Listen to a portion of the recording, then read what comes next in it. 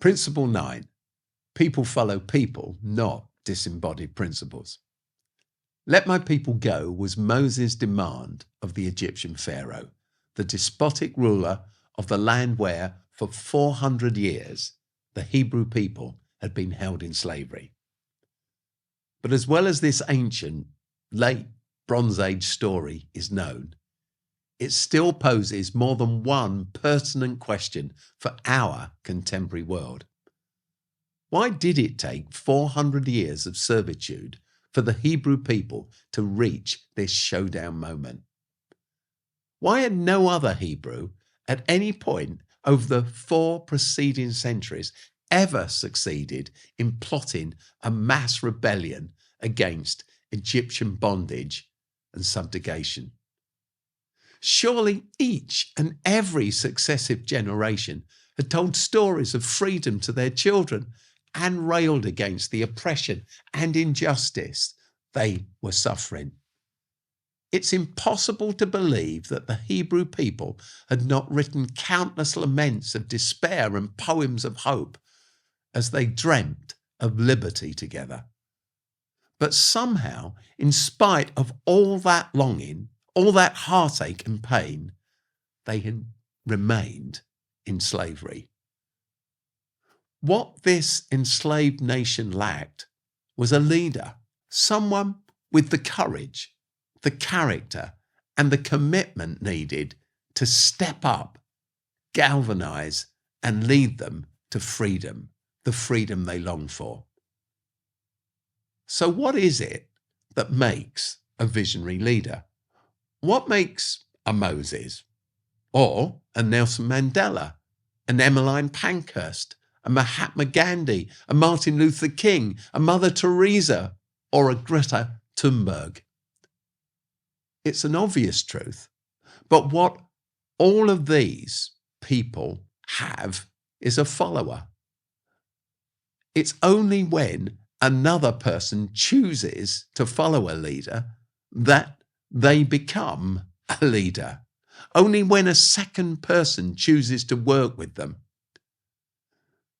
But on top of that, their task is never simply to shout, "Let my people go." Much more importantly, it's to lead their people from despair to hope, from the old land of servitude to the new land of freedom, to articulate a narrative that creates buy-in to and shared ownership of that vision.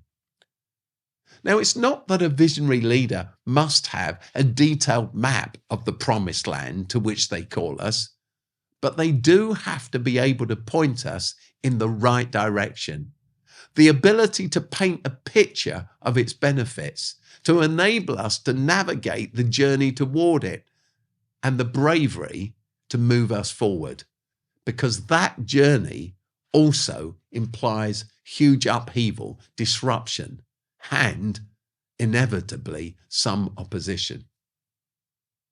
I call these new land seekers movement people. In order for any organization, big or small, to move forward rather than stagnate, it needs at least one person who fits this description. It's essential. These are pioneers, the blue sky thinkers, the narrative creators, the rainmakers that progress is dependent upon. But equally, any and every successful organization also needs institution people, systems people, planners, and landscape developers. What is then vital is that these two groups hold each other in mutual respect and learn the discipline of working in a joined-at-the-hip relationship together. Left to their own devices, movement people, the entrepreneurs, would explode the organization they lead. Their ideas would simply overwhelm it, bleed it dry, draining it of resources, all resources and energy.